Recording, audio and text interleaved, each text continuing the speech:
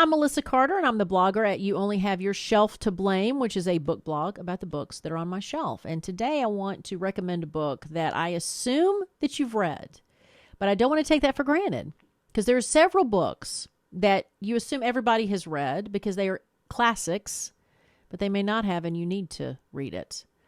And the book today, Harry Potter and the Sorcerer's Stone, the very first book in the Harry Potter series by J.K. Rowling. And the reason I bring it up is because I assume you've read it. But if you're somebody who thinks that Harry Potter's overhyped, I'm talking to you. If you're somebody who only watched the movies and didn't read the books, I'm also talking to you because you need to experience J.K. Rowling in her original role, which is the author of this fantastic series.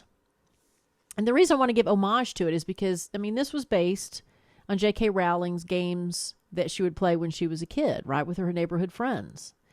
And you've probably heard the story about how she was putting this on napkins when she was, on welfare, the British version of welfare, and all this, how she got rejected by so many people. And that's very important to know. But there's a reason why we know these stories about her and why this has gone on to be not only an iconic book series, movie series, but also Broadway show.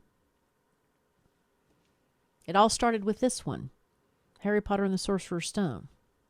And the reason that I like the book so much is because of her way of writing. She's a great writer. But it's also a testament to people who have imaginations and try something new. So I was introduced by the Harry Potter series when I was in my 20s by my father and my brother, who were much older than me.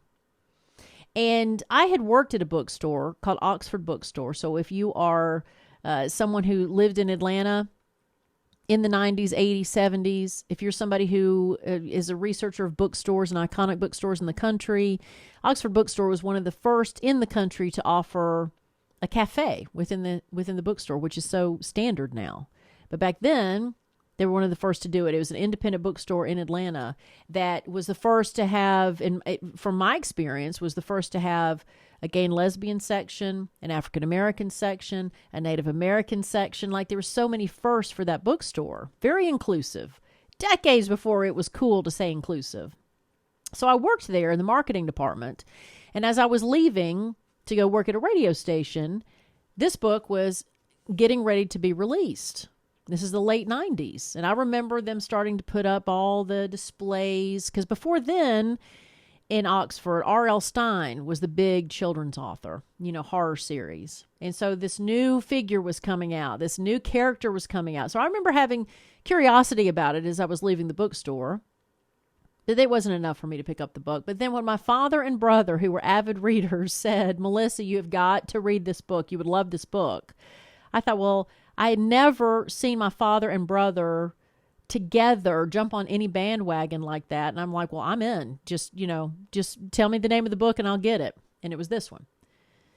And the reason it is so important to remember is we take these things for granted now. We take kiddage for granted. We take the brothers. Of course, I'm terrible with names, even if I have the book in front of me. But the Weasley brothers. Thank you, the Weasley brothers, and their candies in their store, and we take Harry for granted, and we take Hermione for granted.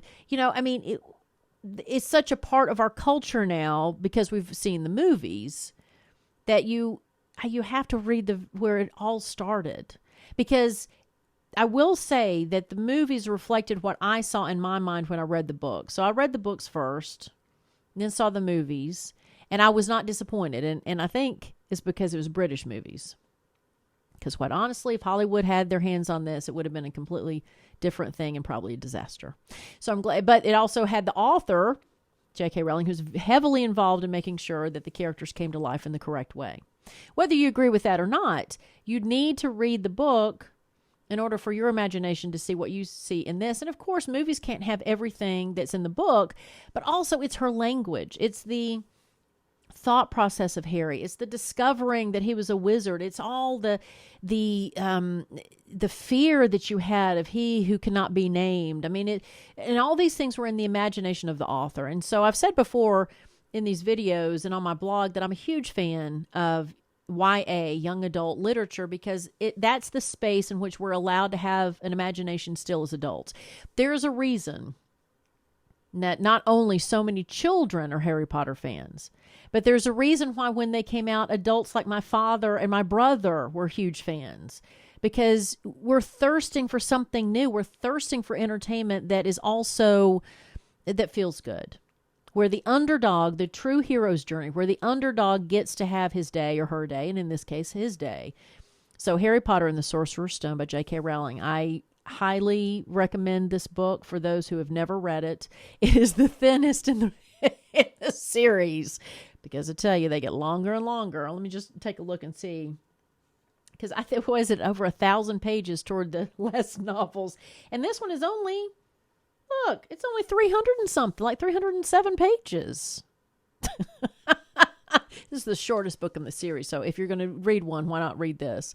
Harry Potter and the Sorcerer's Stone. If there's another book that really inspired your imagination, that really is like, you've got to read this. It's a book that nobody bought and no movies were made of, but people really, and especially now, I am thirsting for new stories and a new bandwagon to jump on, a new obsession to have.